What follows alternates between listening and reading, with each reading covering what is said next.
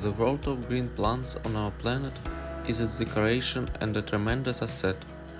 Plants have conquered the land and oceans from the northern latitudes to the interior of the coldest and harshest continent, Antarctica. From high mountain glaciers to the central regions of the planet's most arid tropical deserts. The altitudinal limit of plant distribution in the mountains is found in the Himalayas, the highest mountain system on the planet. Here, in the high altitude belt of rocky deserts, where ice and snow reign and the air temperature in midsummer does not exceed plus 5 degrees of Celsius, representatives of the Caryophyllaceae family grow. At an altitude of 6,000 meters, the prostrate starboard has been found, and at an altitude of 18 meters, the mossy sandboard is encountered. On Mount Kamet, at an altitude of 6,400 meters, grow Ermaniopsis himalayensis and the lobed buttercup. On Lockwood Island of the northern coast of Greenland, 80 degrees north, the alpine mosaic from the Caryophyllaceae family grows.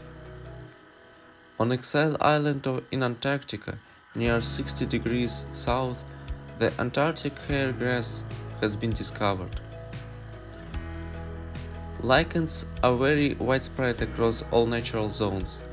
They form the basis of tundra communities, live in forests, meadows, and swamps, form a continuous cover in some deserts, rise high into the mountains, settling on rocks. Crustose lichens are known as the outposts of life. They are found high in the mountains on the rocky coasts of the Arctic and Antarctic.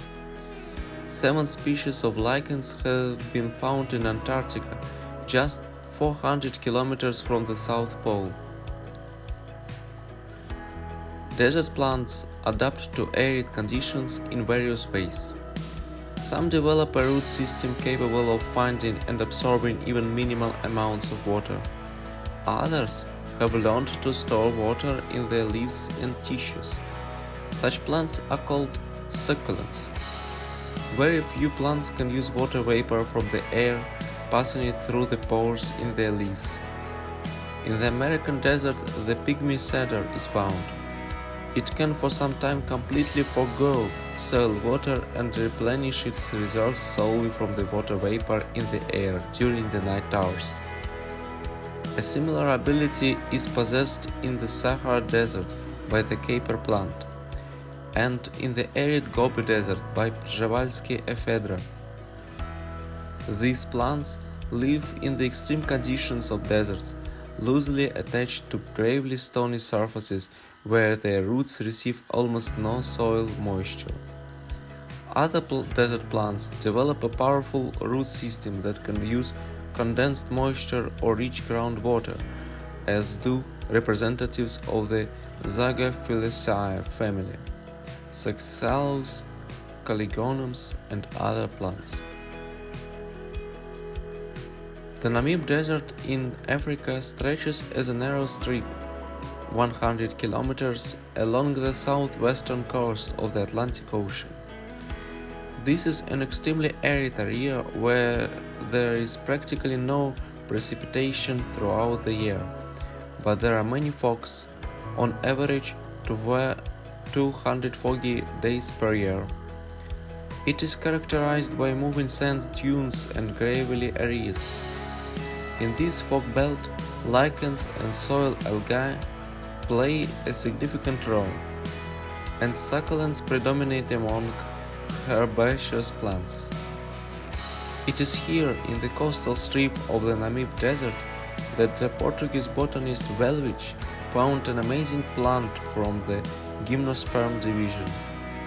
The English botanist Hooker, an associate of Charles Darwin, described it and gave it the name Welwitschia mirabilis. This plant has a low trunk up to 1 meter high, resembling a stump to which two ribbon-like leaves several meters long are attached, with ends torn by the wind. When the seed germinates to cotyledons form, they die off and are replaced by two leaves, which persist throughout the plant's long life, 100 years or more. There is data that some specimens can live longer than 500 years. The world's oceans are inhabited by plants different from those that grow on land. About 30,000 species of plants are found in the seas, and various algae absolutely predominate. Only 40 species are flowering plants. They all belong to monocots and are usually called sea grasses. There are no higher spore plants, mosses, ferns, horsetails in the seas.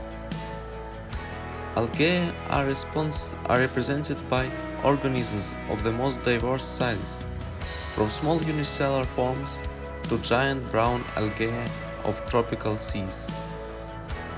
Off the Bahamas, at a depth of 269 meters, where there is practically no sunlight, scientists discovered brown algae. These are the deepest dwelling plants in the world ocean.